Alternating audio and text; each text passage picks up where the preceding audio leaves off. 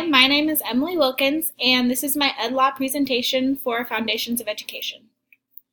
So the question I had at hand was, can a student sue the school if he or she has been harassed by other students? Hopefully we all know the answer to this by now. The case I studied was Davis v. Monroe County Board of Education. The main participants in this case were LaShonda Davis, who was a 5th grade girl, Davis's mother, GF, who was the harasser in this case, and the Monroe School Board, because she was in the Monroe County School District. So the complaint by LaShonda, who is a 5th grade student in the Monroe County School District, she reported sexual harassment by another student in her class, who was GF. She reported multiple complaints to her teacher and faculty about the harassment, but nothing was ever done. Her mother even reported the problem to the principal, but requests to protect her daughter were unfulfilled. It took 3 months of complaints before the teacher would finally move them apart on the seating chart, which is about as far as the teacher ever did to protect the student. The principal even asked the mother if this was such a big deal, why aren't other students complaining? Why is it only your daughter? So that is part of the reason why he didn't take it seriously. One day, LaShonda contested that he allegedly tried to touch her breasts and genital area, telling her that he wanted to get in bed with her and other really inappropriate comments. So this happened in 1992. In 1994, Davis's mother brought a lawsuit under Title IX, which states that no person shall, on the basis of sex, be excluded from participation in, be denied the benefits of, or be subjected to discrimination under any education program or activity receiving federal financial assistance. After going to federal district court and the 11th Circuit Court of Appeals, it was unfortunately rejected that the school be held responsible for student-on-student sexual harassment.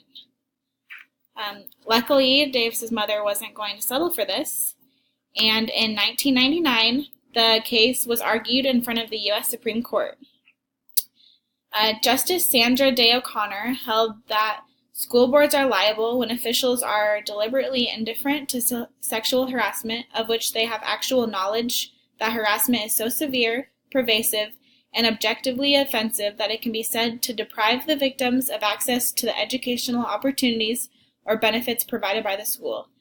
In LaShonda's case, she was uncomfortable being in school. She was taken away from education because she was under the pressure of this harasser who was touching her underneath the desk and in the hallways. So she was definitely deprived of the education that she should be allowed to have at school. The U.S. Supreme Court overturned the decision of the 11th Circuit Court of Appeals and remanded the case.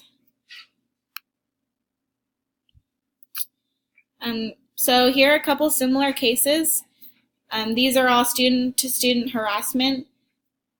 Most of them have to do with hazing of some sort.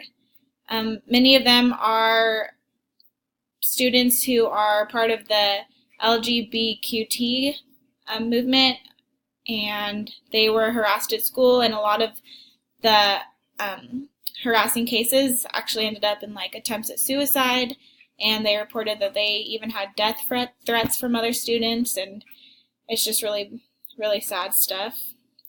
So the significance from this case and all the other ones that are brought forth that have to do with harassment is that Title IX expanded further than just sex discrimination. It now protects students from student-to-student harassment and has brought more awareness to this problem throughout the schools. So as we've all seen, especially while we've been learning in the education program at NNU, is that there's more awareness with bullying, and there's certain steps that teachers learn to take when they find out that bullying is happening in their school. And it's important for us as educators to keep our students safe while they're at school and make sure that we're doing the right procedures to create an environment where bullying is non-tolerable. And lastly, here are my references. So thank you for watching, and I hope you took something away from this.